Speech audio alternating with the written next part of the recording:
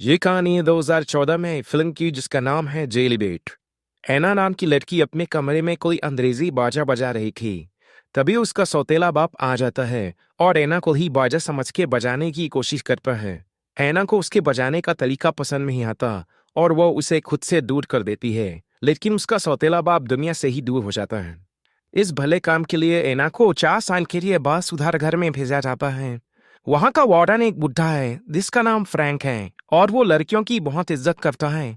शायद पुलिस उसे उसके कमरे में पहुंचाती है। उसे वहां उसकी रूममेट जेनी मिलती है जो उसे सोते हुए देखकर काफी खुश होती है।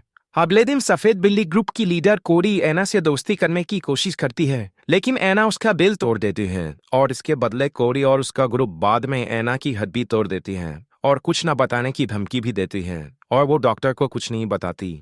वो फ्रैंक से जाकर कहती है कि उसे अकेले रहना है, लेकिन फ्रैंक कहता है कि वो उसकी मदद तभी करेगा जब वो उसके साथ घर खेलेगी और उसमें सुहागरात वाला सीन भी होगा, पर ऐना उसे मना कर देती है।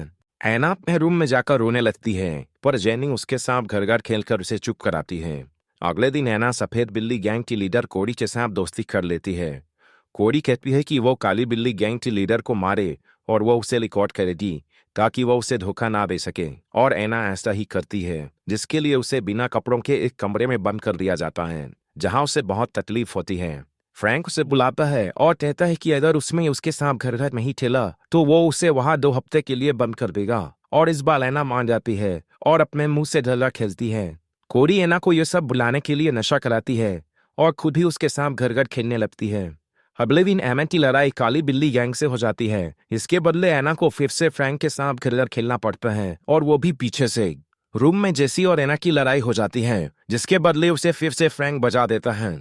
जिसके बाद ऐना कोरी से नशा मांगने जाती है जहां उससे उसकी लड़ाई हो जाती है।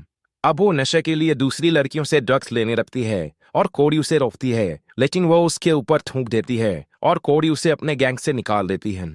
ऐना के गैंग से निकलते ही काली बिल्ली गैंग से बाथरूम में कूद गई हैं और वो डॉक्टर से इलाज कराती हैं। अब उसको ड्रग्स की लत लग चुकी है और वो बदला लेने के लिए काली बिल्ली गैंग के साथ लग जाती हैं और फिर से उसे अंधेरे कमरे में बंद कर देते हैं। फ्रैंक आता है और घर खेलने को कहता है। बाहर निकलने की चाहत में ऐना मान जाती है और वहां से वापस आने के बाद जेनी उसके साथ जरला खेलती है।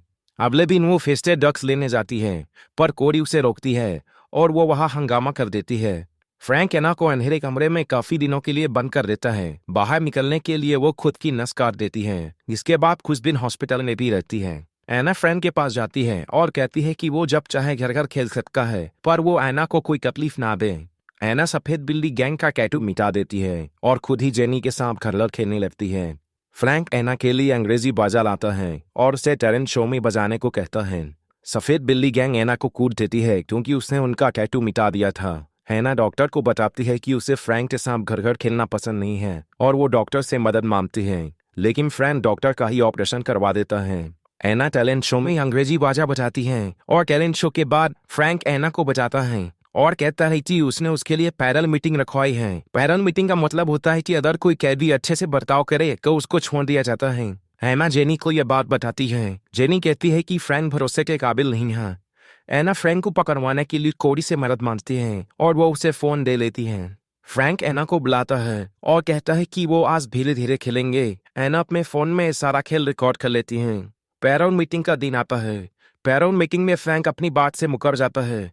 इसके बाद ऐना ऑफिसर्स को फ्रैंक के साथ घर खेलने वाली वीडियो दिखाते हैं। ऑफिसर वीडियो देखकर फ्रैंक से कहते हैं कि क्या बात है, काफी मजे किए, चल अब जेल में मजे करना, और वो फ्रैंक को अरेस्ट कर लेते हैं।